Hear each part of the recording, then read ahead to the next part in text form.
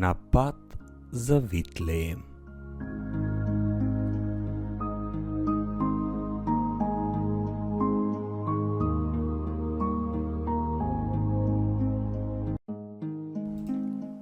Па така бидете будни, зашто не знаете во кој час ќе дојде вашиот Господ. Првиот и поголем дел од Библијата е Стариот Завет, кој е многу важен за да можеме да ја разбереме историјата на спасението. Покрај знаењето што го пренесува, ни навестува и дека доаѓа Спасител, и дека треба да се покаеме и да се подготвиме. Ни пренесува дека земјата ќе добие нов цар, оној чие владење никогаш нема да заврши. И овој цар ќе владее над новиот Ерусалим, кој ќе биде дом за Господовиот народ. Во овој нов град луѓето ќе ја познаваат правдата и мирот.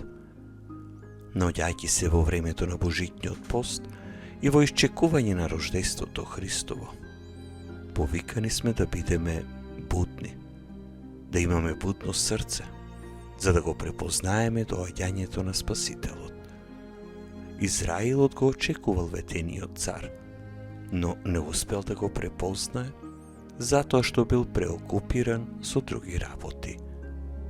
Не дозволувај да те преокупираат други, споредни, неважни работи, и тоа токму во ова литургиско време. Да бидеме свесни, да бидеме будни и да не ја пропуштаме можноста да му подготвиме место на Христа во нашите животи. Предизвик. Да не дозволиме споредните работи да го заземат Христовото место во нашиот живот. И размисли, што е она што ќе преокупира нашите срца и не оддалечува од него? Обиди се да го расчистиш срцето од непотребни работи, да кажеш на Исус дека е добре дојден во твојот живот, дека со радост го очекуваш.